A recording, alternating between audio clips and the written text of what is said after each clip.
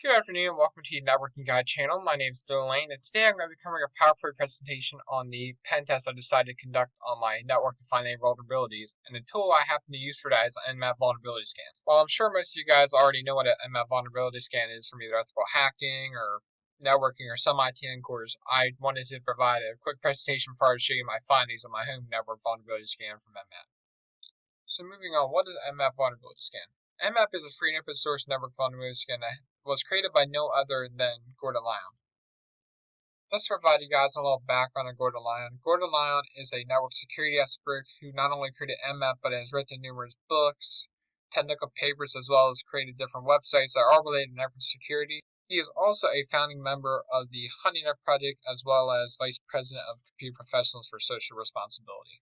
Now circling back to NMAP, NMAP is used primarily to discover hosts, open ports, and services that happen to be running on a computer network within a large corporation or business such as Amazon or Google, or even in small businesses, or it can even be in your own home network. They do this by scanning broad ranges of devices on the computer network as well as sending raw IP packets within the network and analyzing the replies. NMAP is also used within networks for port scanning, OS detection, and version detection. While the NMAP tool can be utilized to find vulnerabilities in their home network, they are mainly used by network administrators and large organizations and companies to find vulnerabilities. More specific, NMAP is utilized, as you can clearly see right here, for a number of reasons. Two of them, as we literally just said on the other slide, to identify open ports on network, which happen to be the main reason NMAP is used by network administrators and large organizations and companies, as well as in small businesses or even home networks, because an open port means a hacker can easily turn that port into a listening device and find vulnerabilities more easily. And the second reason is to discover hosts that are available as well as the services running on the network. In addition, NMAP can be utilized to identify the devices that are running on the network at the time, and for reasons such as network mapping, detecting security risks, or for auditing security. And that you know the reasons why NMAP is utilized in home networks, small businesses, as well as in large corporations, maybe such as Google and Amazon, it'd probably be important to know what operating systems NMAP can be run on. NMAP can be run and utilized on either Mac OS, Windows, Linux, or other small-sized operating systems, and the GUI options that appear for NMAP are ZMAP, NMAP FE, or XNMAP. Now, NMAP might be difficult to read for people who have not utilized NMAP before. However, I'm going to show an output from a random NMAP scan. Let you guys take a few moments to look at it, discuss it, and then I'm going to discuss how hackers can utilize the NMAP scan for malicious purposes, and then finally show you the NMAP scan I ran on my private router address, not my public IP domain address. So without further ado, here's the output from a random NMAP scan. I'll let you guys take a few moments to look at it.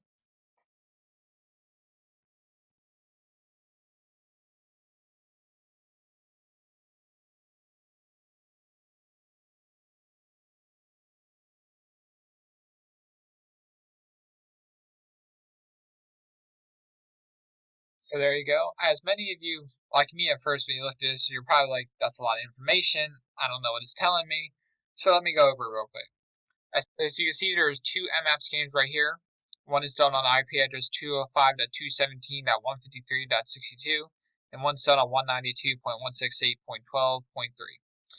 So the NMAP scan will show you the port, the state as to whether they're open or closed ports, as well as the service and the version. Let's look at the first port, which is 22. It's a DCP port, and it happens to be open, and the service is running SSH, and the version is OpenSSH 3.9 P1, and it's protocol 1.99. That's important to note, you don't have to close all your ports. Some ports open by default, such as port 22, 23, 67, 68, 69, 80, 123, 161. As you clearly see, these are all generally around the default ports, which it's a good thing because you don't want to close all your ports, because some ports have to be open in order to run their service.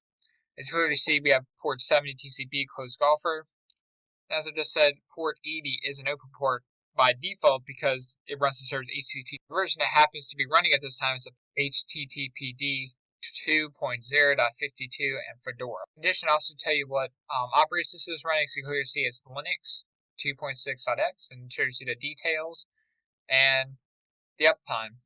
And in this NMAP scan, you can clearly see that a lot of ports are open. However, most of them are by default to run the service and the version that are essential for the operating system to work. And many people would think, since hackers are able to turn open ports into listening devices, that they must close all the ports, and that's not necessarily the case. For a network to be able to function properly, some ports have to be open in order to run essential service and versions. Moving forward, I know there's one question that everybody's asking right now, and that is how do hackers use open ports on. However, before proceeding forward, I just want to quickly go over the two concepts that appear when you mention the word. First concept of port that many network administrators will recognize right away is that a port is a hole located in the back or side of a network device, such as an Ethernet port or one related to IP address. The second concept of ports that's related to penetration testing as well as in NMAP scans is that they are virtual ports that can be open or closed. So henceforth, an open port is a listening device that helps a network or systems identify, establish, and transmit data from one side of the network to another. While open ports are very helpful and sometimes necessary for a network to run efficiently, they can also be a potential entry for hackers. Hackers are able to penetrate open ports by utilizing the port scanning tool on networks, which is used to find open ports and services that are running.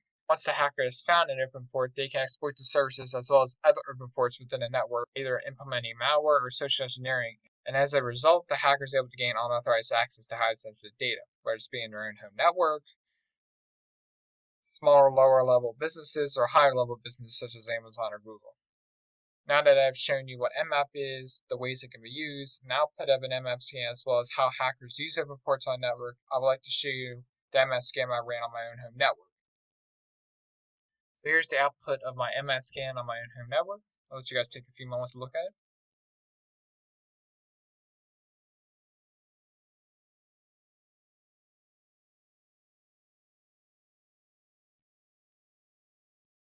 Okay, now that you've looked at it, I just wanted to go over it real quick. I decided to run an NMAP scan on my private router, which is 10.0.0.197. You can clearly see right here there are 4 open ports on my network, so let's go ahead and look out. We got port 135 is in state open, and the service it is running is MSRPC. Next port is port 139, which is in the state open, obviously, and is running service netbios.ssn. Then we got port 445, which is in the open state, obviously, and is running Microsoft-DS. Then we have port 6646, which is in the state open, and the service is running as NA. So I may only have 4 open ports, but that's actually a good thing because on your home networks, you don't really need that many open ports in order to run the network efficiently, which is good because hackers have less of a chance of using NMAP to infiltrate your network. However, in smaller companies such as Ace Hardware to large organizations and companies such as Amazon and Google, they may require a lot of open ports in order to run the necessary services in order to run an efficient network within their organization or company. So now that I've shared with you my home network NMAP scan, I can finally move to the final part of my presentation, which is ethical related issues with NMAP. When we refer to ethical related issues with NMAP, we are talking about the ways NMAP can be used for good, as well as the way NMAP can be used for evil. So let's begin with the good. System administrators and organizations and companies may utilize NMAP for the purpose of ensuring that the systems in the company are meeting the required security standards. Now this leads us to the evil, malicious ways NMAP can be used. NMAP, as previously just stated, can be utilized by hackers for the purpose of discovering vulnerable ports within a network. As this has been done, the hacker can then have access to highly sensitive data within a company or organization. It is extremely horrible. Additionally, I thought it was also important to note that the unauthorized use of an NMAP scan on a system or network is highly illegal, and you need to make sure you have permission before administering the NMAP scan, or you risk going to jail. In conclusion, NMAP is a free security tool that was created by Guard Lions to be utilized for one of 2 reasons. One is to be able to find host services currently being applied in an operating system, and the second, or they can be both at the same time, are to discover what ports are open or more vulnerable or closed in a network. In conclusion, NMAP is a free network scanning tool that can be utilized for either, as we said previously, good or evil/malicious reasons. The good reason for using NMAP is to be used by network administrators for the purpose of seeing if the network systems are up to required security standards in order to prevent hackers from causing any harm to the system or network, which kind of leads into the evil/malicious way NMAP is used, as you said before, was for hackers to find vulnerable ports on a network. Once found, hackers can find other open ports as well as discover vulnerabilities in services running on a network, which causes them to be able to have access to highly sensitive information within a company such as Google, or has this information to your home network even.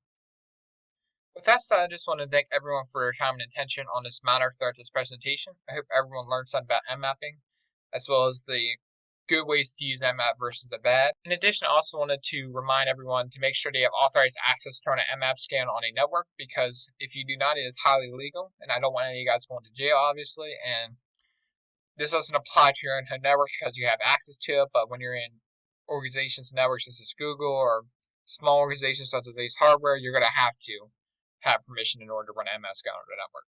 So I hope everyone stays safe during this crisis, and everyone have a good day.